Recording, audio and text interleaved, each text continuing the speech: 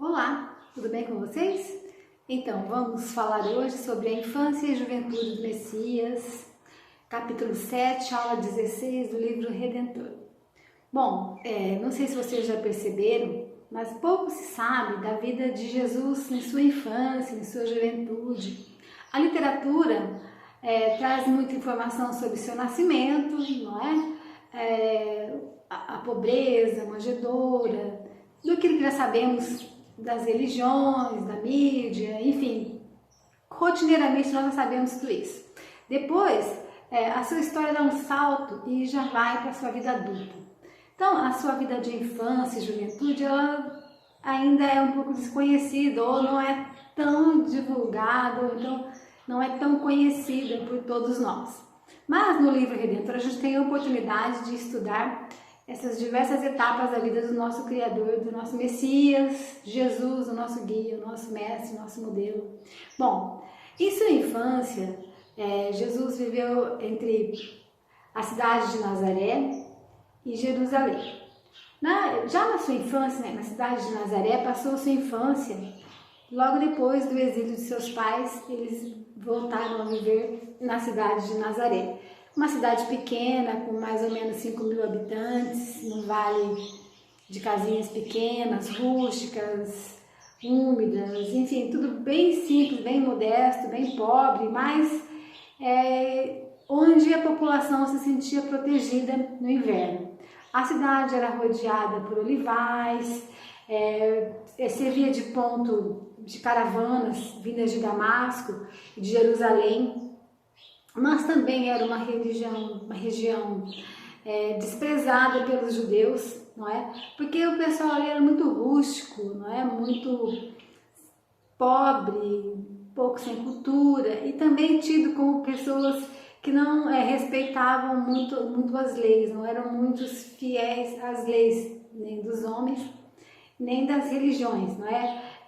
Não eram pessoas puras, né? Não era uma população que já era misturada, não era uma raça tão pura como os judeus. Então os judeus inclusive cuspiam no chão e diziam que ali não haveria nada de bom, e sequer ali seria a terra para a vinda de um Messias, não é? Então era uma região muito segregada, não? As pessoas que ali habitavam eram vistas com maus olhos pelos judeus, não é? Eram as pessoas muito humildes mesmo na questão de posses, né? E na cultura e no trajar, na maneira de falar, não é?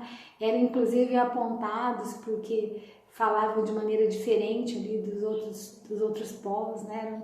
Eram bem discriminados. Ali passou Jesus a sua infância, não é? E já diziam-se que ali não poderia vir nada de bom de Nazaré, que seria, quiçá, né, haver o Messias que seria enviado estando por ali. Mas em toda a Palestina era dividida em homens puros e impuros. Até a fala dos galileus, que eram assim chamados de Nazaré, era diferente, eram tidos como bárbaros. Eles tinham maneiras um pouco rústicas de ser, não eram pessoas muito polidas, não eram pessoas letradas, enfim, tinham a dificuldade até de se relacionar.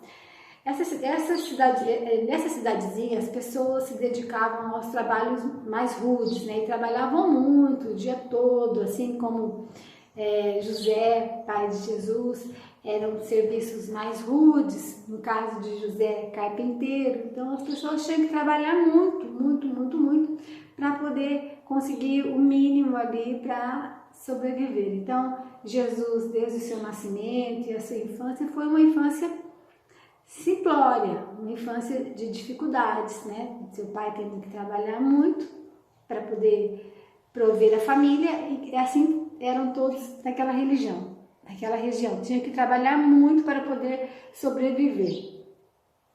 Havia inclusive um costume ali que todos deveriam ensinar o seu ofício aos seus filhos, não é? Que Senão, a frase era a seguinte: aquele que não ensina o ofício ao seu filho, prepara-se para ser salteador da estrada.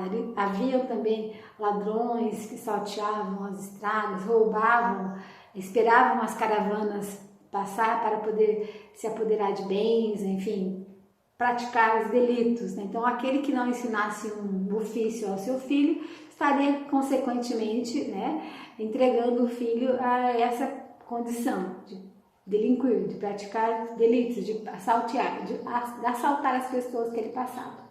As profissões que ali eram exercidas eram de tecelão, no caso de Paulo de Tarso, Nicodemos era um barbeiro, não é? Judas era o oleiro, né? E José, que era um carpinteiro. Então, a pessoa ali, as profissões eram essas, né? Que eram as profissões mais dignas. Havia outras ainda mais depreciadas do que essas, mas ser um carpinteiro, ser um barbeiro, ser um oleiro, ser um tecelão já era um clã mais respeitado, nas profissões mais respeitadas.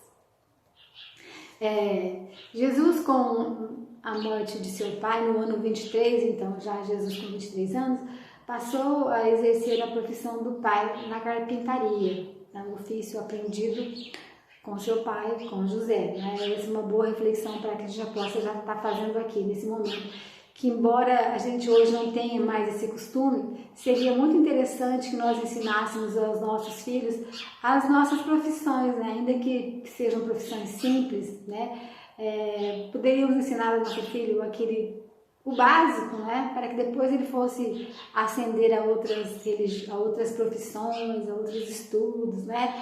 Antigamente, o pai que era pedreiro ensinava o ofício ao filho, a mãe que era costureira ensinava o ofício à filha, e assim nós já tínhamos uma condição básica de sobrevivência, né? Mesmo hoje não temos mais esse costume de ensinar a nossa profissão aos nossos filhos, não é? Então, desde que seus pais voltaram a Nazaré vindo do exílio, Jesus começou a frequentar a sinagoga local, acompanhava os pais aos salmos para aprender a orar, segundo os ritos da Torá. Porém, logo depois de suas extraordinárias qualidades, puseram o menino em franca evidência, não é mesmo? Não era uma criança comum. Não só perante aos mestres da escola onde estava sendo instruído, mas também junto à razão, aos estudiosos, aos poderosos do local. Já provocou um olhar diferenciado sobre aquela criança, né? Que não era uma criança comum, como as demais, né? Tinha interesses diferentes, gostava de falar, gostava de pregar, gostava inclusive de discutir, de contradizer, não era costume para as crianças da época, não é mesmo? O que aconteceu depois, isso inclusive levou seus pais a terem que tirar o Jesus da escola primária e ter que instruí-lo em casa com a ajuda do Razan, não é? Porque na própria escola ele não se inseriu, não foi visto com bons olhos, inclusive despertava já alguma antipatia, um olhar diferenciado, certo? Não foi possível que Jesus frequentasse a escola normal junto com as demais crianças, porque não era uma criança tida como normal, não é mesmo? Jesus também gostava, os judeus gostavam muito de contar histórias aos seus filhos, entende? Inclusive a história de Jesus era contada para ele mesmo, assim, do seu nascimento, como foi que ele nasceu, que condições, certo? E a isso também já fez Jesus entender que a sua vida não tinha sido fácil até ali e não haveria de ser muito fácil depois também, né? Então ele desde muito pequeno soube o que é uma vida difícil, um nascer difícil, não é mesmo? Um sobreviver difícil, não é? Um fuga difícil. Então aprendeu desde muito pequeno o que é uma vida diferenciada, difícil e com grandes dificuldades, né? E seus pais gostavam de deixar isso claro e mostrar a ele como tinha sido sua vida até então. No Evangelho de Lucas, inclusive, há uma passagem que Lucas diz dessa maneira: e o menino crescia e se fortalecia em espírito, cheio de sabedoria, e a graça de Deus estava sobre ele. Jesus sabia que ele sim era o Filho de Deus. Aos 12 anos, ele teve a primeira noção de que realmente era o Filho de Deus. Seus pais estavam de viagem de volta para Nazaré há 3 dias, quando ele desapareceu. Preocupados todos com o menino e sabendo dos perigos daquela parte da viagem, inclusive de roubo, de salteadores, todos vieram a procurar Jesus com muita preocupação e logo depois vieram encontrar um menino no templo, no grande templo de Jerusalém, já pregando, né? E isso é assunto para a próxima aula, onde vocês vão estudar o capítulo Jesus no Templo. Mas o que seria, inclusive, sem falar um pouco de Jerusalém, né? Era uma capital famosa, onde Jesus também transitava com muita frequência, o centro da vida religiosa, sede do governo nacional, né? Situada em maior altitude, diferentemente de Nazaré, uma cidade mais alta, mais arejada, mais iluminada, de mais posses, casas maiores, não é? Pessoas de situação financeira melhor, não é? Ali onde o clero, a sociedade mais aprimorada habitava em Nazaré, né? E Jerusalém, digo. E Jerusalém possuía cidade alta, cidade dos ricos, cidade baixa dos pobres e o bairro do templo, um grande templo onde tudo se resolvia e se acontecia no grande templo, mas de proporções assim fantásticas. A rota de Nazaré a Jerusalém é de mais ou menos 140 quilômetros, né? E era percorrida em 3 dias. E esse caminho era feito caminhando, né? As pessoas peregrinavam e na Páscoa essa viagem era comum. Então, grandes caravanas, grandes multidões faziam esse trajeto de Nazaré a Jerusalém, né? E Jesus, em companhia de seus pais, faziam essa caminhada, essa viagem, né?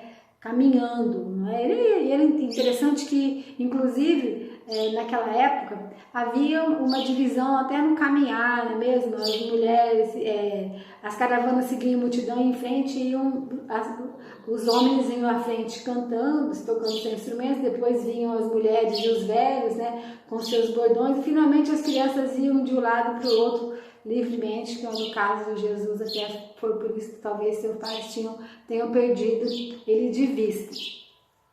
Bom, o que podemos dizer de Jesus até aqui seriam isso que nós temos no nosso livro, mas aí haja uma pergunta, né?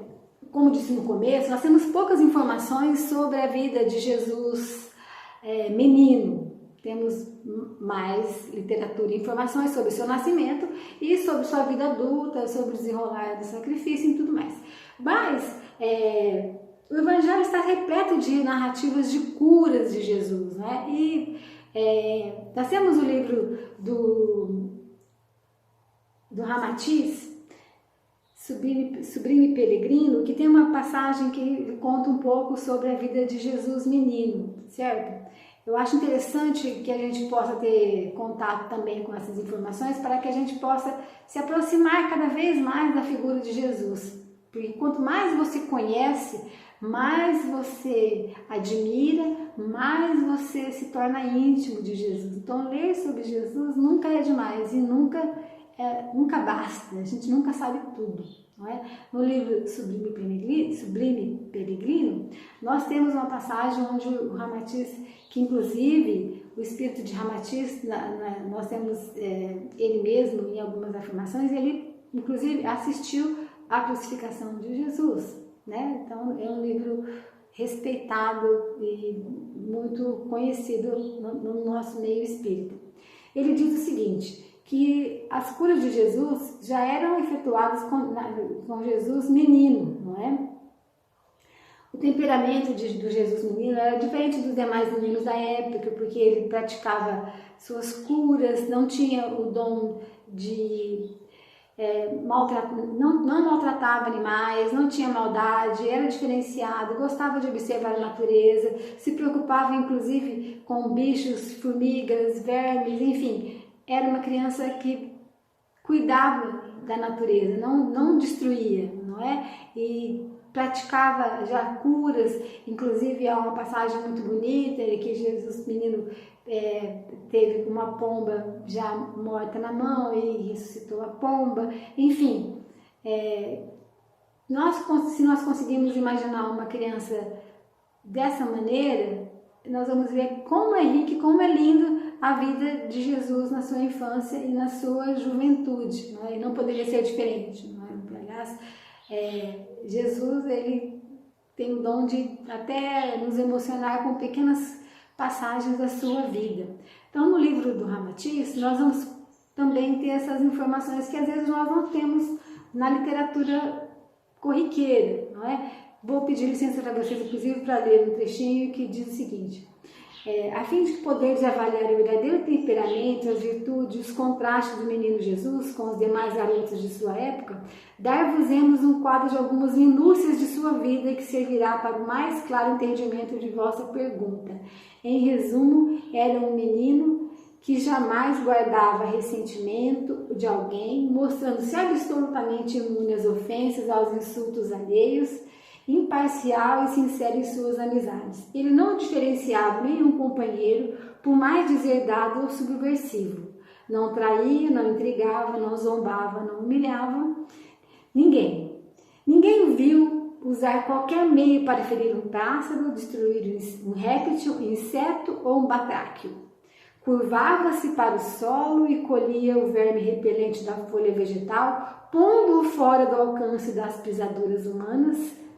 Sob o espanto dos próprios adultos, ele dedicava-se à carreira de formigas carregadas de partículas de alimentos ou folhas tenras com os retalhos de madeira de carpintaria de José. Construía túneis para livrá-las de serem esmagadas pelas criaturas que ali cruzavam os seus caminhos. Certa vez, Maria e José encontraram-se dolorosamente ao encontrar Jesus conversando animadamente com as aves e os animais que em verdade pareciam entendê-los. Vejam só, não é mesmo? Amigos, quantas coisas podemos refletir sobre tudo isso, não é mesmo? O menino foi educado por seus pais, morava numa casinha humilde, nasceu de maneira mais humilde ainda, não é? E quanto amor esse menino desde sempre dedicou a todas as criaturas, não é mesmo? Que criança diferenciada. Como é linda a vida do nosso mestre já desde então, não é mesmo? Façam as reflexões de vocês sobre o texto, sobre a humildade, não é mesmo? Como Jesus transmite essa humildade desde o seu nascimento, do seu viver, né? Dos seus ensinamentos de que sermos humildes em tudo, sermos simples em tudo, não é mesmo? Não devemos nunca nos afastar dos ensinamentos de Jesus. Eu agradeço muito a atenção de vocês, espero que tenham compreendido um pouco da minha mensagem e da próxima vez estaremos aqui com o nosso coração cheio de amor e alegria para vocês. Bons estudos, boas reflexões, paz e luz a todos.